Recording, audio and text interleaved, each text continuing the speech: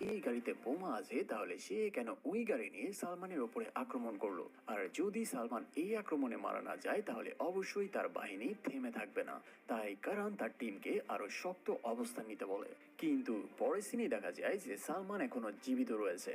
আসলে যখন সে ওই বোমা ভর্তি গাড়ি আসতে দেখেছিল তখনই সে গাড়ি থেকে নেমে যায় আর পেছনে দৌড়ে পালায়। সেখান থেকে সে তার আস্তানায় ফিরে এসে সবাইকে জিজ্ঞেস করে যে তাদের মধ্যে এমন কে রয়েছে যে তুর্কির আর্মির হয়ে কাজ করে, সেই সাথে তাদের আস্তানার গোপন খবরগুলো তাদের কাছে লিক করছে।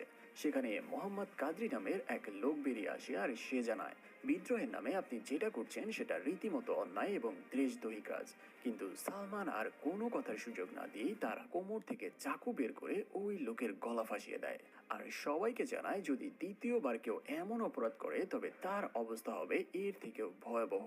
এর পরের সিনে আমরা দেখতে পাই সেই রহস্যময়ী মেয়েকে। আসলে ওই ব্লাস্টে সেও মারা যায়নি। এই মেয়ের নাম ডেনজি।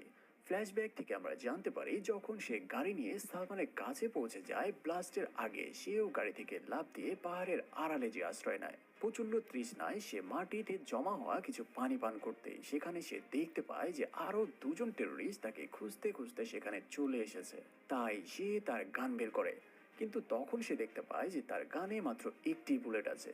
সে পাশে পড়ে থাকা একটা পাথর তুলে নেয় আর সজোরে সেই টেরোরিস্টের মাথায় মারে। এবার অন্যজনকে শুইয়ে দেয় সেই বুলেট দিয়ে।